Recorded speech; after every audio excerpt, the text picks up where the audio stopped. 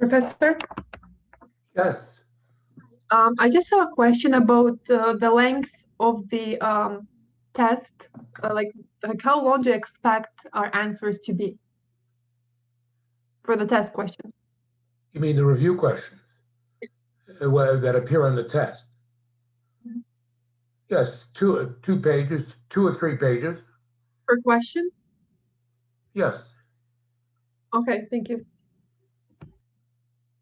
What is your thought? I mean, like it's only 2 questions. Is it too much? No, it's not a big deal. It's only 2 questions. So Okay. Okay.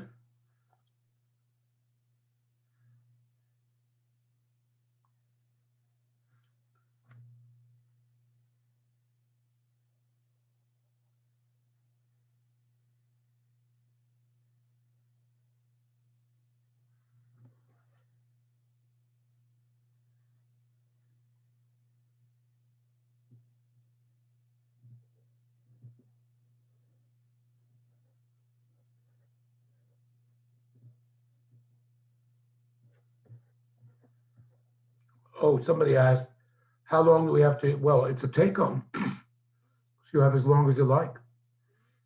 It's a take-home exam. So you have all the time in the world.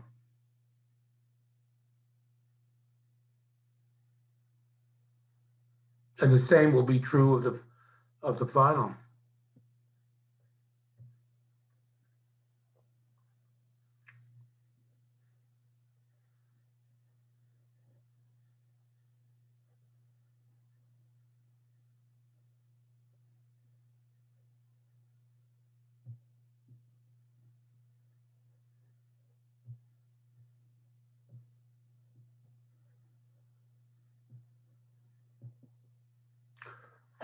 So then we continue, and I'm going to start with another review question. Question 8. The invention of iron metallurgy undermined the stability of Bronze Age civilization.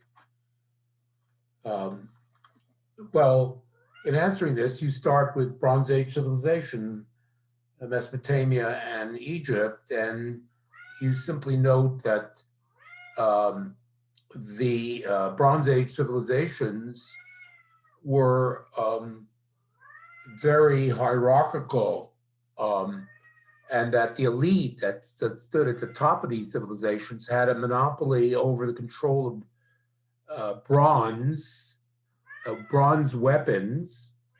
They controlled literacy, and also they regulated the water supplies. So the leadership, the upper class, if you like, had huge power, and ordinary people, the peasantry mainly, were basically totally excluded from any participation and existed in a kind of total anonymity, and with very little in the way of input, very little power.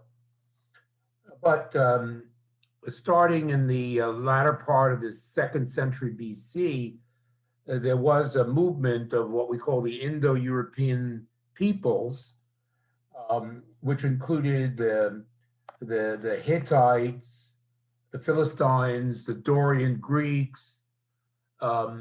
These all came down into these river valleys, and they undermined these Bronze Age civilizations, especially because they knew how to smelt iron and manufacture iron weapons.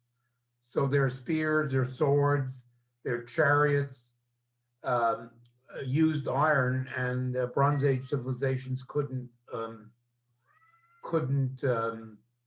contend with them. I'm just looking at the chat.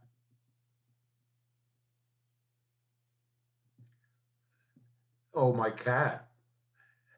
Yes, it's Misty, and he's absolutely lovely. Tremendous personality, and he's a perfect little cat, really. I enjoy him so much. I love him. Um, he's you know, he has this really calm. He knows his space. He knows his rights. At the same time, he's very calm, and although aloof as cats are, nevertheless, once in a while he'll come around and ask for some love. So he's really perfect as a cat, I think. And but he does. I guess he wants to participate. He sees that something is going on and he's bored, so he comes up on the desk. Back to business.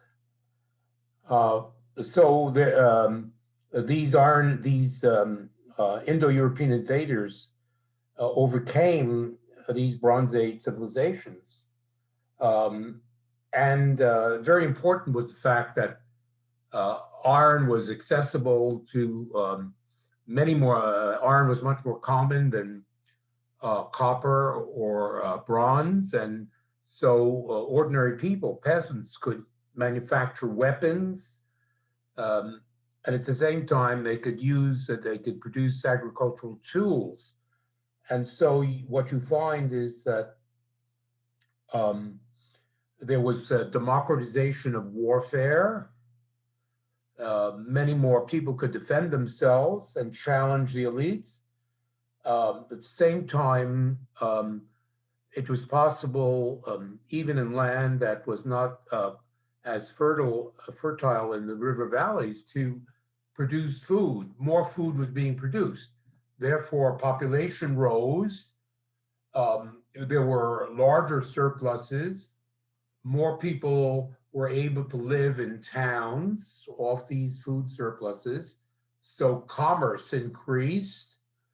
Um, and commerce, trade, more food, and eventually the merchants who were doing the trading invented the alphabet, and the alphabet was much more democratic than these syllabic languages. So more people could learn how to read and write.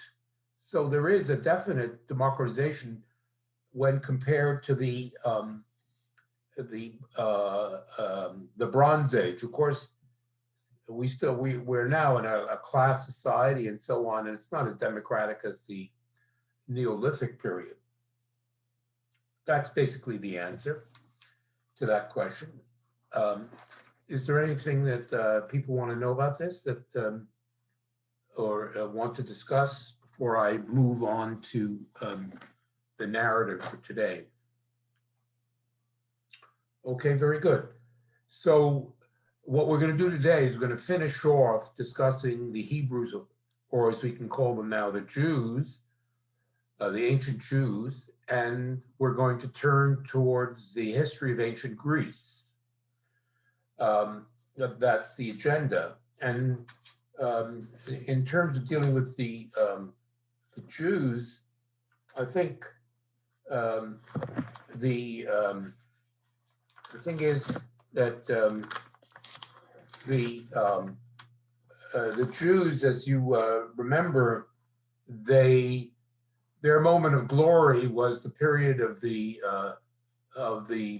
monarchy, the United Monarchy, the 10th century.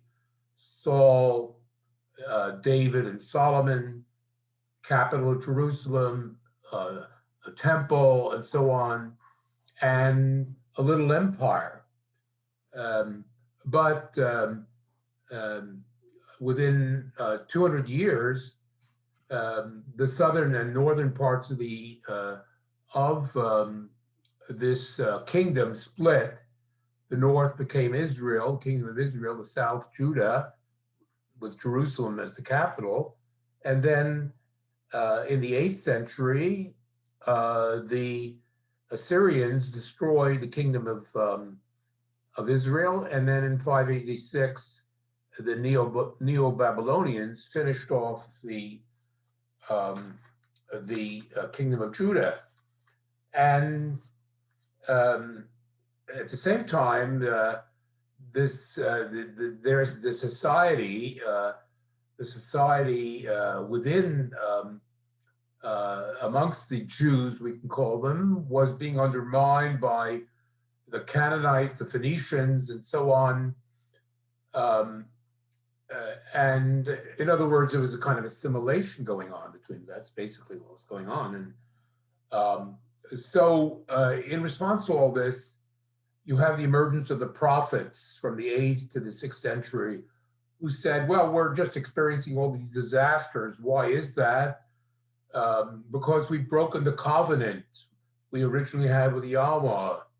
The covenant called for the exclusive worship of Yahweh, and yet the Jews are going to the temples of the pagans, and they're practicing all kinds of illicit sex, homosexuality, what have you, prostitution. They're enjoying themselves. So they've, and moreover, there's a lot of economic injustice. People are being enslaved for indebtedness and so on. The prophets criticized all these things and said that behind the political and social disasters is the anger of Jehovah. Jehovah really is angry at Israel. He's punishing the Jews because they've broken the covenant. And the answer is to return to the covenant. And if that happens, Jehovah will redeem the Jews and give them back the promised land. That was the idea. And then I said that the most important of these prophets is Isaiah, who basically says all of the things that the prophet said, but he goes a step further and says that the suffering of the Jews, really there's a purpose to this, because it's a kind of test. And if in fact the Jews or the righteous remnant of the Jews, maybe many of the Jews will fall away, but the righteous remnant, if they remain true to Jehovah, not only will Jehovah redeem Israel, but he will unite all of humanity in a brotherhood, and there will be eternal peace. Really, he's considered to be the greatest of the prophets. And in terms of this Jewish thought, this is their highest, the highest level it reaches. It's what I called ethical monotheistic religion. And of course, it's very important in terms of understanding Christianity. Christianity emerges out of this. But it is notable that there's no mention of an afterlife in all of this. The Jews didn't have, it was only later in the Persian and the Greek period that they get from the Persians this idea of an afterlife. It's a late accretion to the Jewish religion. And it never really plays the same role as it does in Christianity. As things turned out, this vision on the part of Isaiah of universal redemption and so on was in a way realized, because soon after he wrote, the Neo-Babylonians were conquered by yet another people, the Persians. Persia is the contemporary Iran. The Iranians, an Indo-European people, had conquered Iran or Persia, and a very powerful monarchy emerged there. And under the leadership of their emperor,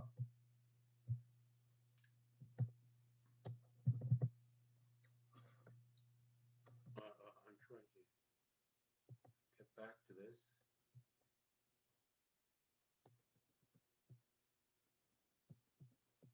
Cyrus the Great was the emperor. Um, the Persian Empire conquered not only the Mesopotamia and ousted the Neo-Babylonians, but also conquered Egypt. This is the end of Egyptian independence as well. The whole of the Middle East is now united for the first time by the Persian Empire between 532 and 323. You can see the Middle East is coming together now. This is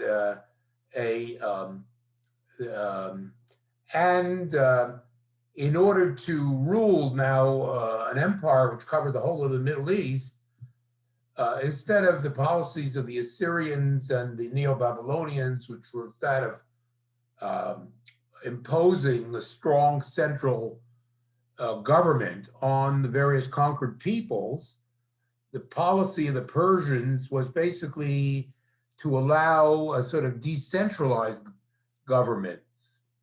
The various peoples under them, including the Jews, had to pay taxes, but there was a lot of self-government. They had governors, but the governors didn't impose a heavy-handed central control. They allowed local people to carry on. And so it was that the Jews were, law was passed, and the Jews were allowed to go back to Palestine and rebuild their temple. However, as a matter of fact, most of them did not go back. A minority went back because it was more attractive to live in Mesopotamia.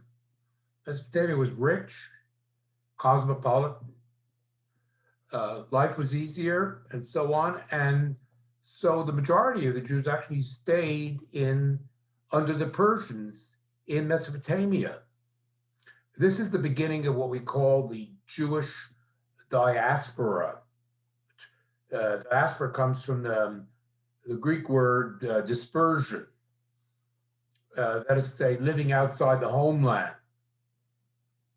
And this area, well, the Jews lived and thrived in Mesopotamia literally for centuries.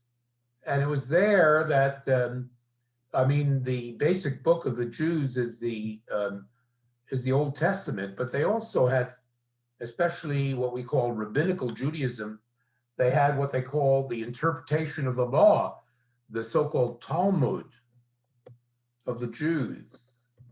This is fundamental to rabbinical Judaism, the Judaism that we know.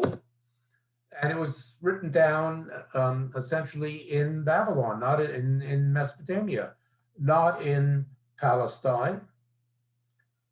And I'll get into maybe more of this when we talk about the history of Christianity, but the thing is that the Jews prospered in Mesopotamia for centuries down into modern times, down into the time of modern Iraq, living alongside, of course, the Arabs were dominant by then, but the Jews lived as part of the Arab world.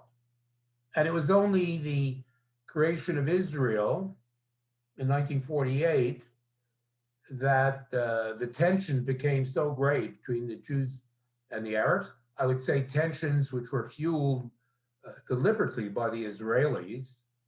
I could go into this in detail in the 50s. And so most of the Jews in Iraq left and have left. But we're talking about an incredible period, which is regarded with some nostalgia by the Iraqi Jews. Even today, when they live in Israel, they speak about the good times that they had in Iraq. So I'm making it a practice to sort of say things about the modern period. Why shouldn't you know all these things as well as I'm discussing them? In any case, some of the Jews went back to Palestine. The temple was rebuilt, and country was repopulated under the Persians, but Persia ruled through a governor. And basically, it was the priests in the temple, they came to be called the Sadducees, who became the landlord class in Palestine under the Persians and then later the Greeks and the Romans. These were the people who kept the temple, which were, of course, the Jews visited the temple, just like the Arabs or Muslims visit Mecca. The Jews made pilgrimages to the temple in Jerusalem. Well, the Sadducees controlled the temple. They were the landlords. They were the ruling class in Palestine.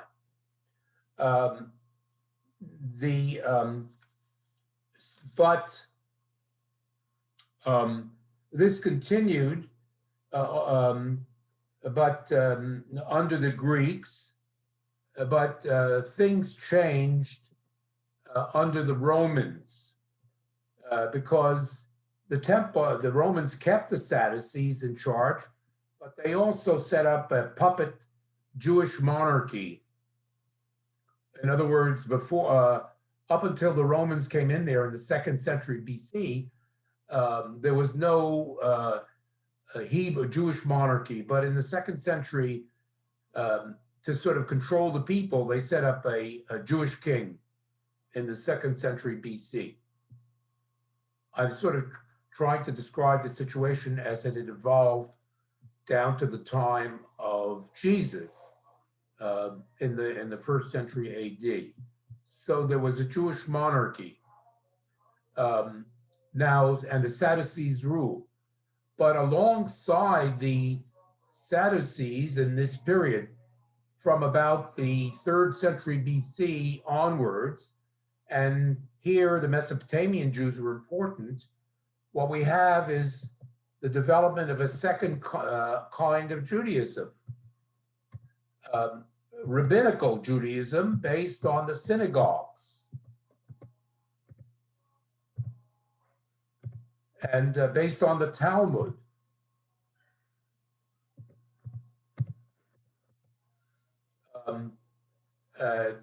The synagogues, because they were small, they were like churches. In fact, the synagogues, in terms of their style, are forerunners of the Christian churches, as a matter of fact.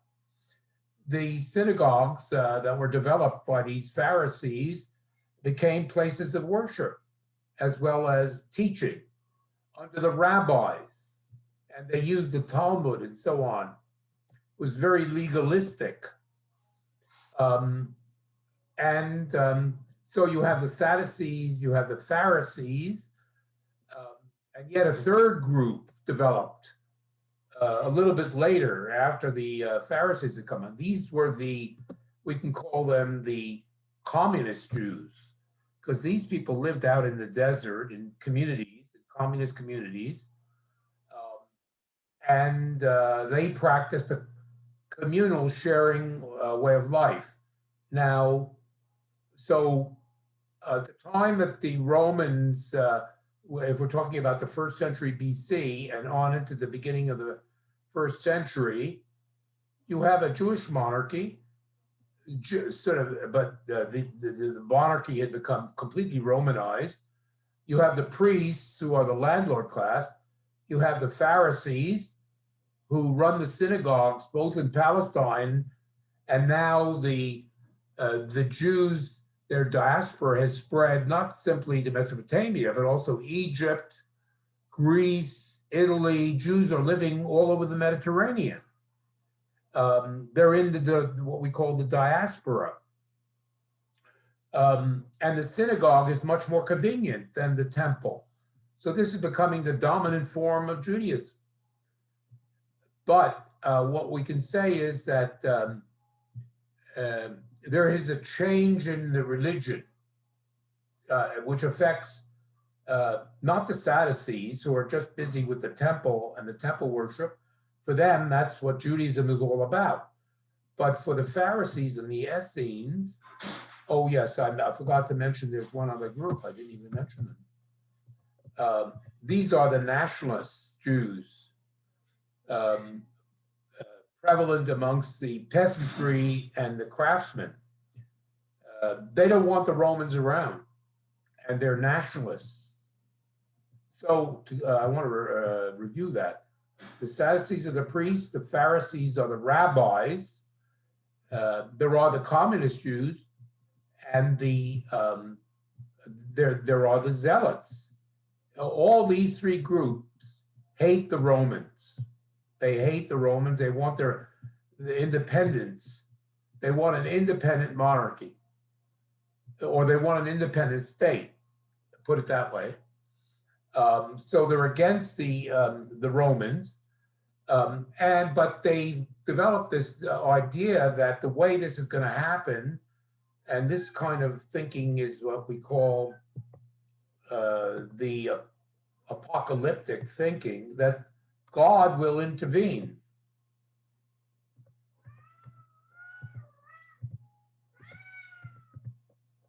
The Jews are going to be restored.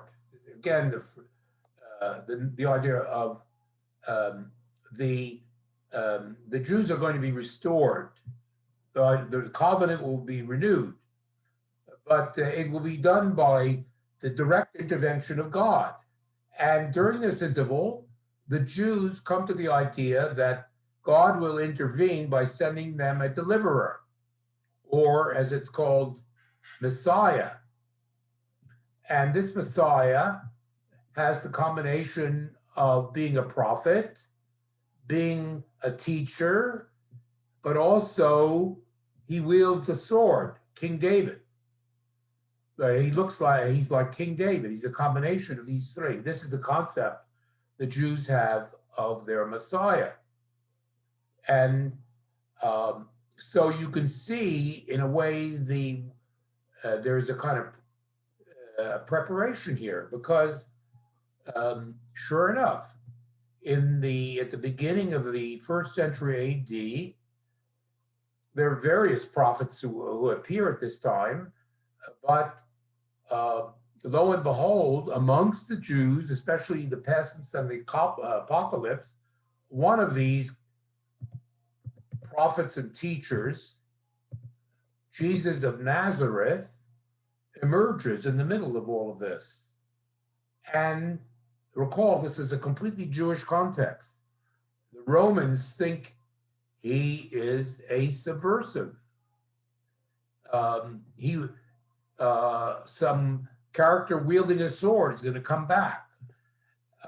Is going to come back, and the Jews will revolt against the Romans.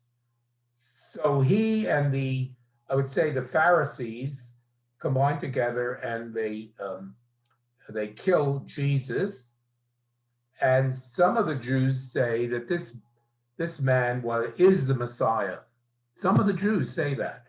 And Christianity begins in a very bold way. Some of these Jews basically become the first Christians.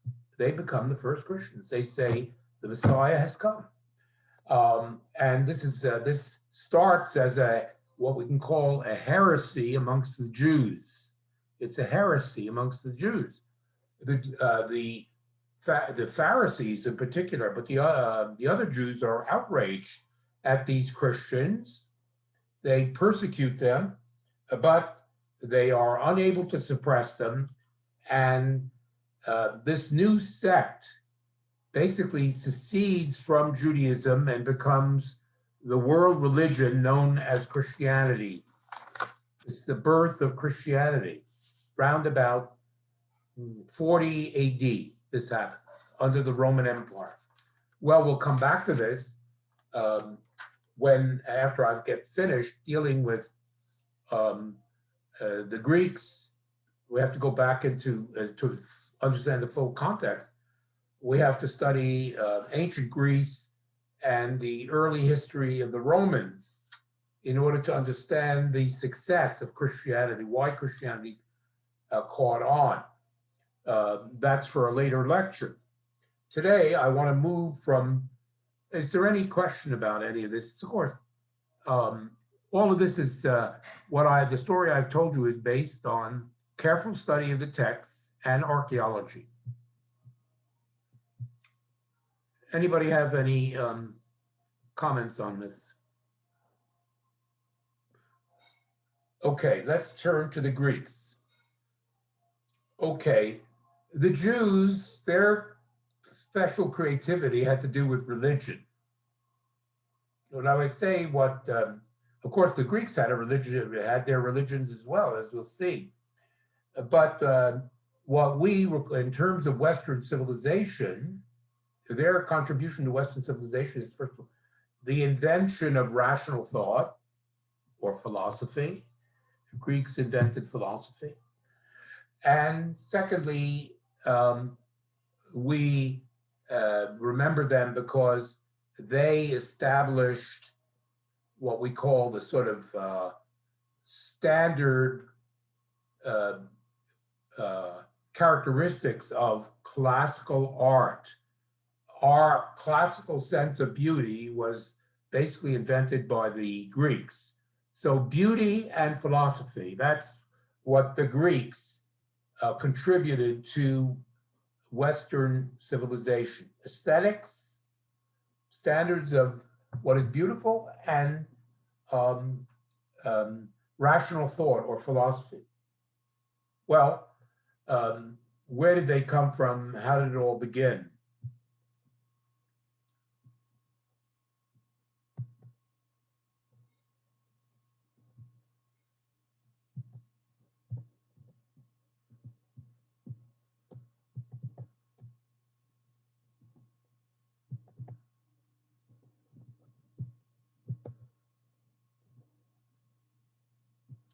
Just a second, just a second. What is this all about? Just a second. It's insane. I'll just have to, some lecture has obtruded itself. Later lecture has obtruded itself. I have to get rid of it. Suddenly I'm lecturing on Elizabeth. Just a second.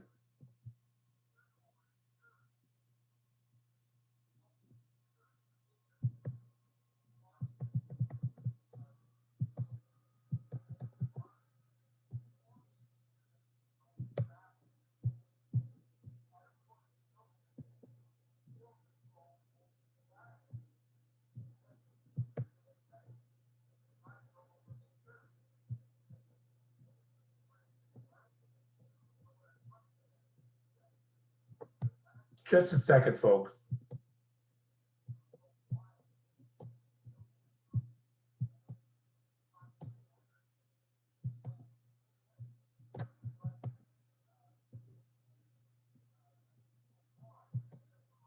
How could I get rid of this? I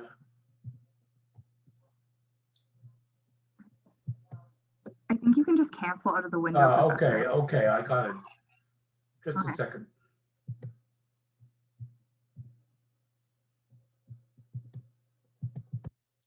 Okay, so the Greek civilization. Well, in order to understand Greek civilization, we have to go back to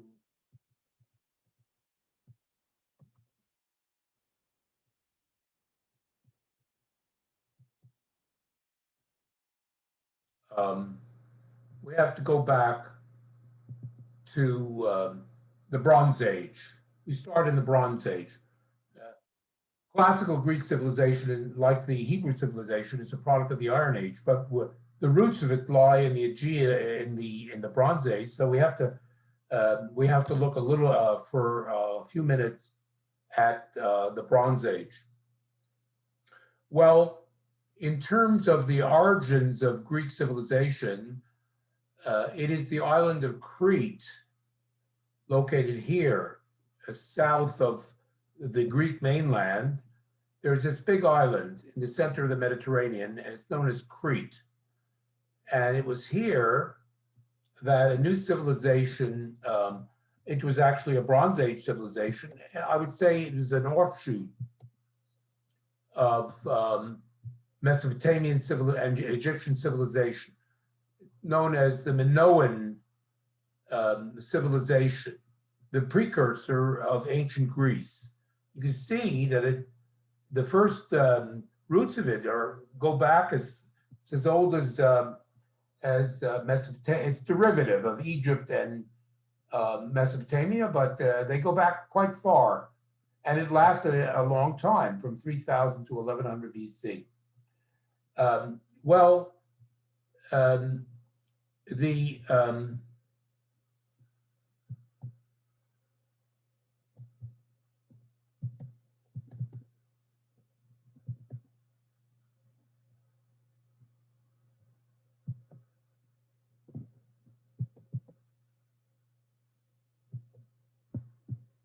Well, I keep hitting the button, but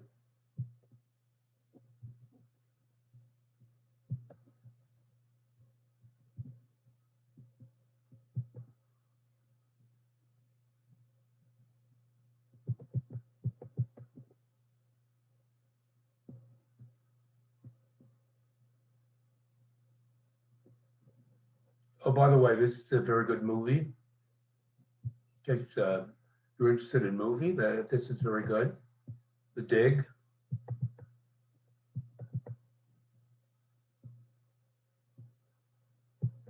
I guess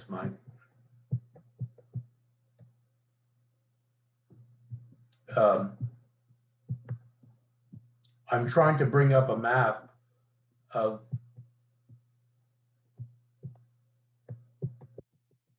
it's being overridden by, anyway, I won't, so you saw ancient Crete.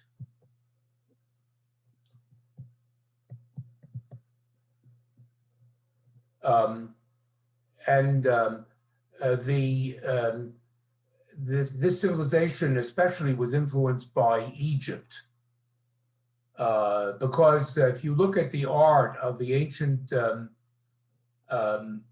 Cretans, the ancient Minoans, you see that their art directly stems from Egyptian temples and statues. If you look at the art of the Minoans, there's a direct line of descent from Egyptian art. Another thing we should note about the Minoans was that we know something about their religion. We know the practices, and we know that a lot of their mythology, a lot of their stories about the gods and so on were very similar to what the classical Greeks believed. In other words, classical Greek religion also comes from these people who lived in the Minoan civilization. The last thing I would say about, or one of the last things I would say, is that they had this monumental architecture, and they built some fabulous palaces on the island of Crete. If you visit, especially a palace which is located at a place called Knossos. There is this palace has been fully excavated and restored, and you can see the kings who ruled over Crete were extremely wealthy. And the basis of this wealth was the fact that the king controlled all of the merchants that emerged on the island, and they had a great merchant marine. They were great traders. Unlike the the empires, which were the classical empires, which were based essentially on agriculture, and merchants were entirely secondary, trade was central. So they had a powerful navy and a powerful merchant marine. Did the kings of Minoa, And so it is a Bronze Age civilization, but it's it is controlled from the top. But nevertheless, it is naval power rather than land power. So we call naval power thalassocracy. It was a thalassocracy. It was a maritime power, was this Minoan civilization. Well, we know that around about the 13th century, in the 13th century, there was a big earthquake. Plus, we know that it was invaded by a people known as the Dorians. Crete was invaded by people known, they also invaded Egypt at this time, and I think I mentioned that earlier. Well, the combination of this volcanic eruption and foreign invasion finished off Minoa. But a new center of early or Proto-Greek civilization emerged. Oh, I got it. Not in Crete, but really here, in this region here, and we call this civilization Mycenaean, after the most important town in this region, Mycenae. We call this civilization Mycenaean, which is an offshoot of Minoan civilization. And in many ways, it was similar.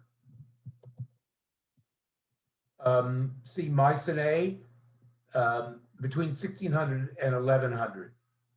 There are many of the same characteristics, but here I would say that you have the kings and you have a very strong militarized aristocracy at the top of Mycenaean civilization. This is the period, well, there was a considerable amount of trade. These people, like the Minoans, traded, but also they made war. And it's in this period that the legendary wars between the Greeks and the Trojans, which are recorded in the Iliad of Homer, took place. So you have the so-called Trojan Wars during the Mycenaean period. This Mycenaean period also crashed around 1100. In other words, Minoa and Mycenae disappeared around 1100 BC, and everything fell into darkness. We can say that civilized life, in a way, disappeared for several hundred years. But there was a vestige that has been left by the Mycenaeans, their writing, because there have been discovered as a result of excavations clay tablet writing left by the Mycenaeans. This writing was is known as Linear A and Linear B, and the archaeologists assumed, well, this must be these are the forebears of the Greek alphabet, Greek writing, and it turns out to be the case that that's true, because in the 1950s, so-called Linear B was deciphered by an Englishman by the name of Michael Ventris from Cambridge, and he discovered that it was not an alphabetic writing. Alphabets were invented after 1100. It was a syllabic writing, like cuneiform. And it was basically government records, Linear B, the tablet. And then just yesterday, there came a report that at Cambridge again, that they're on the verge of discovering translating an even earlier language, Linear A. And that also is a kind of syllabic language, undoubtedly precursors of the alphabetical Greece that we know so well. So that's the story of the Bronze Age precursor of Greek civilization.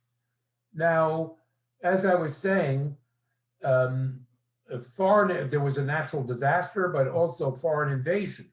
These Indo-European people, they invaded and obliterated the Mycenaeans and the Minoans. And there ensued a dark age where basically civilization disappeared.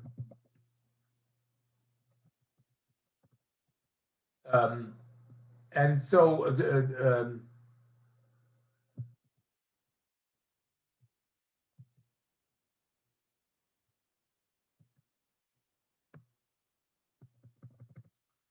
so there was this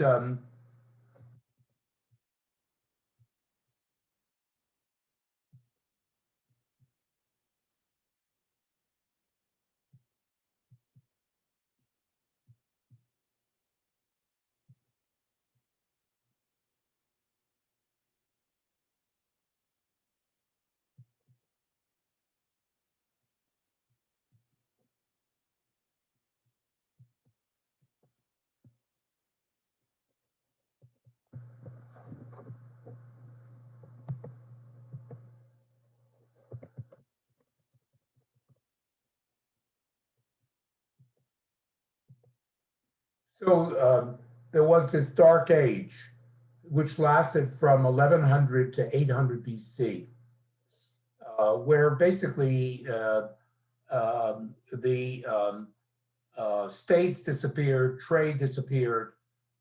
We don't know that much about it except from archaeology. But this period between 1100 and 800 BC was an absolutely formative period in terms of the development of Greek culture. It was the formative period because during this period of the Dark Ages, as I said, there was no commerce, there were no states, there were just villages on the Greek islands, on the Greek mainland. And in these villages, there were little kings, chieftains, if you like. The Greeks overall had very little contact with one another. They just lived in their villages and they were cut off. A very strong sense of localism. The sea, the mountains were regarded as barriers. People were afraid to put to sea. There was little contact between the various Greek people living on the Greek mainland or living on the Greek islands. And during this period of regression, we see a certain kind of economy developed, based, of course, on agriculture, but also on the keeping of livestock. We see that the people who lived in these isolated communities lived basically by growing wheat, by cultivating and producing wine, olive oil, raising sheep for their wool and for their meat. These are the fundamental characteristics, the food culture of the Greeks to this day are based in these things. And this kind of Greek way of life developed in the villages, these isolated villages during this time. Furthermore, in this situation, the sense of localism became very strong. And so that when finally political life and trade revived, these villages turned into what we call the city-states of Greece. In other words, each of these, or many of these villages turned into little states around the city. And so Greek civilization, what we call classical Greek civilization, which emerged, took the form of hundreds of independent city-states There was no king, there was no monarchy, there was no empire that united the Greeks. No, each of these little cities with the surrounding countryside were independent states. And so, and the people who lived in these states jealously guarded their independence. They would not think of being united by a monarchy, by an empire. No, their loyalty was to the city-state. So we could say that Greek civilization, from the very beginning, in its classical form, was based on this fundamental disunity amongst the Greeks, because these city-states were scattered all over the Greek mainland, onto the islands, and as a matter of fact, from the 8th century onwards, the Greeks founded more city-states all around the Mediterranean Sea and along the Black Sea. Greek city-states appeared all over the Mediterranean and the Black Sea, each one independent of the other. So this developed out of the isolation of the Dark Ages. So the Dark Ages are very important because it enabled the establishment of this kind of city-state civilization. But, and this will be my last point for today, these people living in isolation, gradually the population builds up, and the amount of land is limited. They needed to trade for food. They needed they needed metals, copper, tin, but especially iron. Iron ore was not always available. So from about 800 onwards, it begins to develop commerce. Commerce, of course, means, trade, the growth of city life, and it's from around 800 BC that classical Greece emerges from the Dark Ages and classical Greek civilization begins. See you on Friday.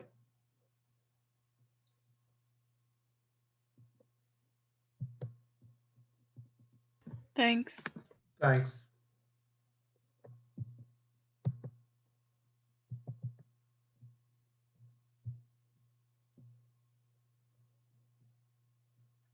Excuse me.